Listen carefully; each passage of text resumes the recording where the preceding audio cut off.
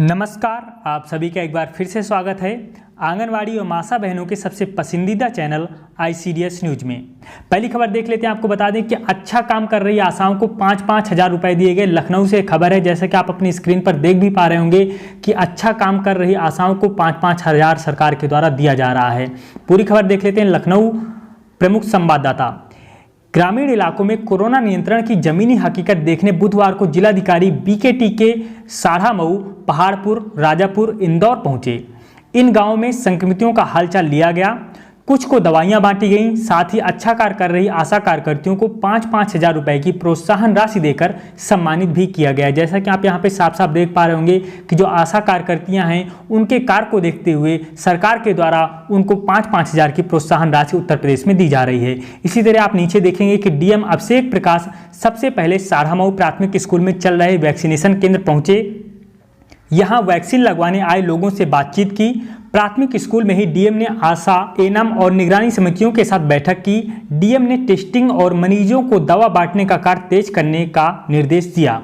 इस बीच लोगों ने बताया कि आशा कार्यकर्ती मुन्नी देवी घर घर जाकर दवा बांटने का कार्य पूरी ईमानदारी से कर रही हैं। ग्रामीण उनकी तारीफ भी कर रहे हैं। तो इस तरह से जो आंगनवाड़ी और जो आशा बहनें लोगों के घर घर जाकर जो सर्वे का काम कर रही हैं, लोगों के जागरूकता का काम कर रही हैं, उनको जो वैक्सीन लगवाने के लिए बता रही हैं, साथ ही आइसोलेशन में जो मरीज हैं उन तक जो दवाएँ पहुँचा रही हैं, तो इस काम में जो लोग हैं, जो ग्रामीण हैं, उनकी तारीफ भी कर रहे हैं। DM ने मुन्नी देवी को 5 हज़ार रुपये की प्रोत्साहन राशि और प्रशस्ति पत्र भी दिया। राजापुर इंदौर गांव में DM ने होम आइसोलेशन में मरीजों का हालचाल लिया।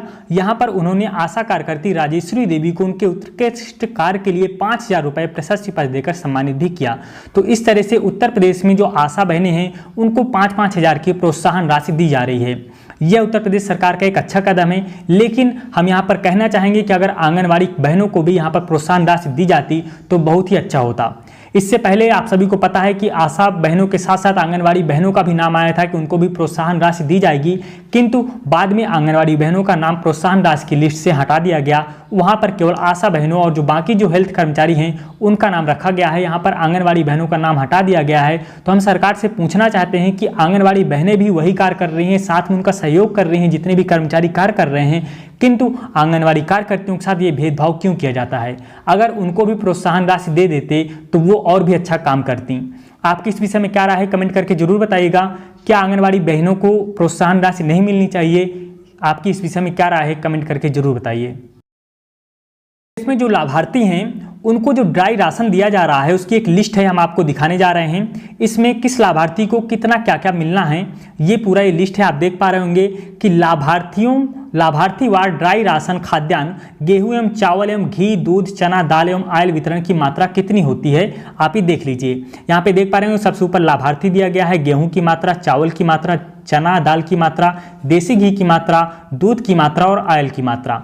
यहाँ पे जो 7 माह से 3 वर्ष तक के बच्चे हैं इनको 1.5 किलोग्राम गेहूं दिया जाता है, चावल 1 किलोग्राम, वहीं चना की दाल 1 किलोग्राम, देसी घी 450 ग्राम और जो दूध है 400 ग्राम, और वहीं पर जो 500 ml इनको ऑयल की मात्रा दी जा रही है। वहीं 3 से 6 वर्ष तक के जो बच्चे उनको भी 1.5 किलोग्राम गेहूं, 1 किलोग्राम चावल, 500 ग्राम चना की दाल और यहाँ पे घी उनके लिए नहीं है। इस तरह 400 ग्राम यहाँ पर दूध की मात्रा है, साथ में यहाँ पे ऑयल की मात्रा उनके लिए नहीं है। तो इस तरह से जो गर्भवती माता है, उन धात्री माता है, उनको 2 किलोग्राम गेहूं की मात्रा, चावल की मात्रा 1 किलोग्राम, चना दाल की मात्रा 1 किलोग्राम, 450 ग्राम यहाँ पे देसी घी की मात्रा है, 750 ग्राम यहाँ पे दूध की मात्रा है और 500 ml यहाँ पे दूध देने की बात कही गई है। यहाँ पे जो 11 वर्ष से 14 वर्ष की जो स्कूल ना जाने वाली जो किशोरी बालिकाएं होती हैं उनके लिए 2 किलोग्राम गेहूं की मात्रा, 1 किलोग्राम चावल की मात्रा, 1 किलोग्राम चना दाल की मात्रा, 450 ग्राम देसी घी और 750 ग्राम यहाँ पे दूध तथा 500 ml यहाँ पे ऑयल की बात कही गई है। तो इस तरह से पूरी लिस्ट है, आप इसका स्क्रीनशॉट ले सकते हैं, जिससे आपको भविष्य में पता रहेगा कि किस लाभार्थी को कितना विभाग के द्वारा दिया जाता है। अगर आपको कोई इससे कम देता है तो आप इस पर प्रश्न पूछ सकते हैं कि इतना जो लाभार्थियों के लिए इतना आना चाहिए और इतना क्यों नहीं दिया जा रहा है। आप अपने जो अधिकारी हैं उनसे कह सकते हैं। तो आपको इसके प्रति जागरूक होना पड़ेगा। जब तक आप अपनी आवाज़ नहीं उठाएंगे तब तक आपकी आवाज़ को कोई नहीं सुनेगा। तो आपको भी इसमें जागरूक होना पड़ेगा, क्योंकि जब तक आप अपने लिए नहीं लड़ेंगे तब तक आपके लिए कौन लड़ेगा। हम लोग आप लोगों को जागरूक करने के लिए ही लगातार प्रयास करते रहते हैं। आप लोगों के लिए जो भी जानकारी होती है हम लोग अपने चैनल के माध्यम से आप तक पहुंचाते रहते हैं। तो आप लोग इन सभी जानकारियों से सीखा करिए कुछ, कि आपको जो कुछ मिल रहा है विभाग के द्वारा, जो कुछ आपको दिया जा रहा है वो सब आपको पता होना चाहिए, और यह सब जानकारी हम आपके लिए लाते रहेंगे। अब हम आपको एक बहन के द्वारा लिखा गया पत्र दिखाते हैं। यह भी इसी से संबंधित है कि विभाग के द्वारा जो भी उन्हें लाभार्थियों के लिए प्राप्त होता है वह बीच में बंदर बांट कर लिया जाता है। हर जिले में आता लाभार्थियों के लिए राशन बहुत कुछ है, लेकिन जो उन तक पहुंच पाता है आंगनवाड़ी कार्यकर्तियों तक बहुत ही कम पहुंच पाता है। तो इसी के संबंध में बहन के द्वारा एक लेटर लिखा गया है, यह हम आपको दिखाते हैं। यहाँ पर आप देख पा रहे होंगे सबसे ऊपर कि 20 मई को लेटर लिखा गया है। सेवा में सीडीपीओ महोदय सिंघौली, वितरण हेतु राशन की आवश्यकता, कोटे द्वारा दी गई मात्रा। यहाँ पे देख पा रहे हो कि वितरण के लिए यहाँ पे 474 किलोग्राम इनको गेहूं चाहिए, वहीं चावल की मात्रा 146.5 किलोग्राम इनको चाहिए, लेकिन कोटेदार से इनको प्राप्त कितना हुआ है, 370 किलोग्राम इन्हें यहाँ पे गेहूं प्राप्त हुआ है और 90 किलोग्राम यहाँ पे चावल प्राप्त हुआ है। तो बीच का जो राशन है वो कहाँ गया? बीच का राशन आप जान गए होंगे कि बीच में जो कोटेदार होते हैं वही लोग ये घपला कर जाते हैं।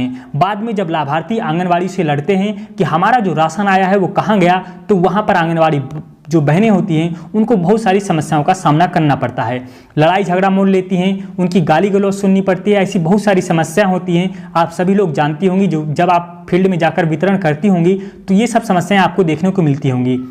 यहाँ पर इन्होंने नीचे लिखा है कि इस प्रकार गेहूं 104 किलोग्राम कम व चावल 56 किलोग्राम कम दिया गया। यहाँ पे देख लीजिए कितना बड़ा घोटाला किया गया है। मैंने अभी समूह वाले से राशन प्राप्त नहीं किया है। 3 से 6 वर्ष तक के बच्चों के लिए 29 के सापेक्ष 27 पैकेट दाल दिए गए हैं। यहाँ पे 29 पैकेट जो दाल आनी चाहिए वहाँ पे 27 पैकेट ही आंगनवाड़ी बहन को मिल पा रहे हैं, जबकि बच्चों की संख्या 94 है। अब 94 बच्चों में कैसे दाल वितरित करेंगी? यहाँ पे पूरी समस्या आंगनवाड़ी बहनों के बीच में बन जाती है। गांव के लोग कहते हैं कि सभी बच्चों को राशन मिले, ऐसी स्थिति में वितरण कर पाना संभव नहीं हो पा रहा है। उन्होंने बताया कि उन लोगों ने मेरी देवरानी को से प्रधानी का चुनाव हार गए हैं, इस कारण वितरण में बाधा डाल रहे हैं और झगड़ा करने पर आमादा हैं। यह भी कह रहे हैं कि राशन की थैली तौल कर लेंगे, कृपया इस प्रकरण पर ध्यान देकर निस्तारण करवाने की कृपा करें। तो इस तरह से जो आंगनवाड़ी बहनें हैं उनको राशन को लेकर बहुत सारी समस्याएं आ रही हैं। हमने आपको दिखाया कि विभाग के द्वारा आप लोगों को कितना राशन दिया जाना चाहिए, लेकिन आप लोगों तक कितना राशन पहुंच पाता है, यह इसकी कड़वी सच्चाई है।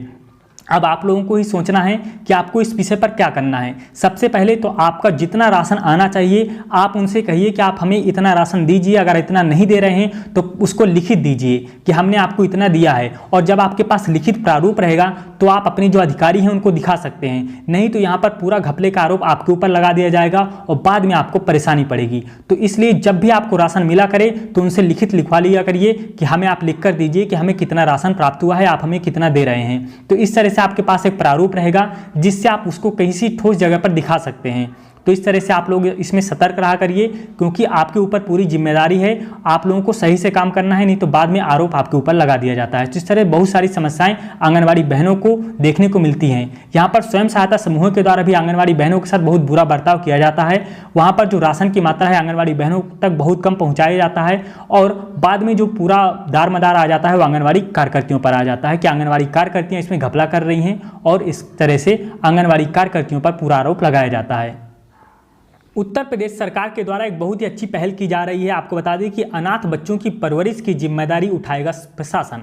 यहाँ पर जो बच्चे कोरोना काल में अनाथ हुए हैं, जिनके आगे पीछे कोई नहीं है, तो उनकी जिम्मेदारी उठाने को प्रशासन तैयार हुआ है। और यहाँ पर एक खबर भी छपी है श्रावस्ती में कि कोविड-19 महामारी के इस दौरान में माता पिता की मृत्यु के बाद बच्चों की परवरिश के लिए अन्य परिवारीजन के न होने की दशा में उन बच्चों की देखभाल का प्रशासन जिम्मा उठाएगा। तो इसी के संबंध में ये खबर थी। यहाँ पर इसी से जुड़ी एक दूसरी खबर भी है कि अब तक खोजे नहीं मिले कोरोना काल में अनाथ हुए बच्चे।